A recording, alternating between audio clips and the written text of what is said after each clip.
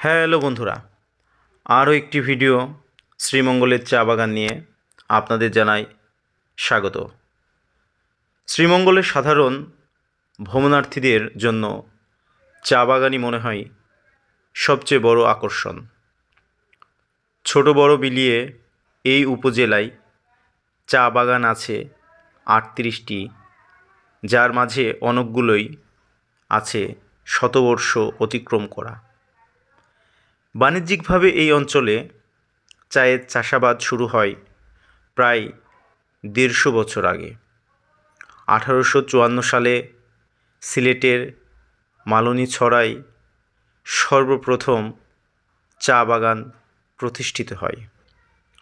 পরবর্তীতে দেশের অন্যান্য স্থানে এর চাষাবাদ ছড়িয়ে পড়ে। শ্রীমঙ্গলে অবস্থিত অধিকাংশ চা বাগানই ব্যক্তি মালিকানায় গড়ে তোলা, যার মাঝে ইস্পাহানি ও ফিনলে টি এস্টেটের নাম কারো অজানা নয়। সবুজে ঘেরা এই শহর থেকে অল্প কিছু দূর হাঁটলেই আপনার চোখে পড়বে টিলার পর টিলায় সবুজ কার্পেট সদৃশ চা বাগান। চা বাগানের ভেতর আঁকাবাঁকা পথ দিয়ে কিছুক্ষণ হাঁটলেই আপনার শরীর মন জুড়িয়ে যাবে। তবে চা বাগানে প্রবেশের আগে কর্তৃপক্ষের অনুমতি নিতে ভুলবেন না। চা শ্রমিকদের পাতা সংগ্রহের দৃশ্য মনে থাকার মতো। সাধারণত গাছের ওপরের দিকের কড়িসহ 2টি পাতা সংগ্রহ করা হয়। পুরনো চা বাগানগুলোর এক একটি চা গাছের বয়স প্রায় 60 থেকে 70 বছর, তবে উচ্চতা 2.5-3 ফুটের বেশি নয়। পাতা সংগ্রহের সুবিধার জন্যই গাছগুলো ছেঁটে রাখা হয়। শ্রীমঙ্গল শহরের নিকটেই রয়েছে ভাড়াউড়া, বুড়বুড়িয়া সহ বেশ কয়েকটি বড় চা বাগান। এছাড়াও কিছু দূরেই রয়েছে সিন্দুরখান, কালীঘাট, রাজঘাট, ফুলছড়া, কালিয়াছড়া চা বাগান। বাংলাদেশের চায়ের বিভিন্ন জাত, চা চাষ সম্পর্কিত নানা উপাদান ও চা চাষের 150 বছর পার হওয়া ইতিহাসকে নতুন প্রজন্মের কাছে তুলে ধরার জন্য 2009 সালে শ্রীমঙ্গলের টি রিসোর্টে স্বল্প পরিসরে টি বোর্ডের উদ্যোগে গড়ে তোলা হয়েছে একটি চা জাদুঘর।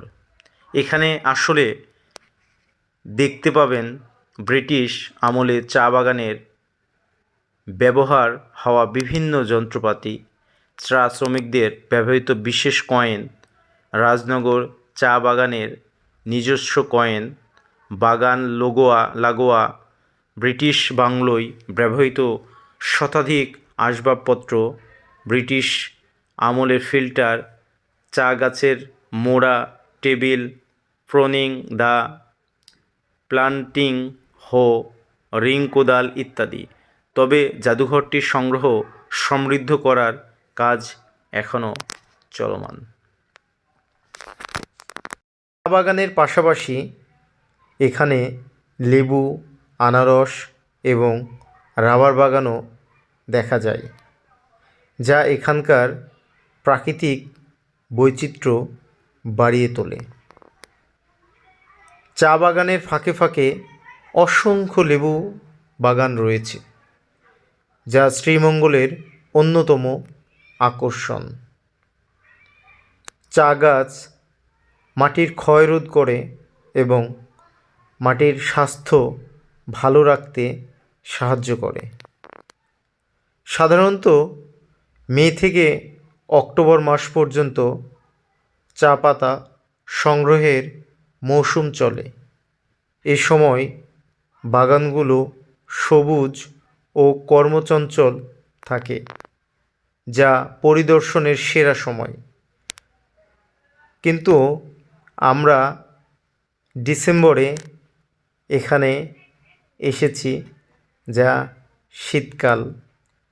তবে শীতকালেও প্রচুর মানুষ এখানে ঘুরতে আসেন। শ্রীমঙ্গলের চা বাগান শুধু মনোমুগ্ধকর সবুজ দৃশ্যই নয়, এটি বাংলাদেশের চা শিল্প ও সংস্কৃতির এক গুরুত্বপূর্ণ কেন্দ্রবিন্দু, যা পর্যটকদের কাছে এক অবিস্মরণীয় অভিজ্ঞতা নিয়ে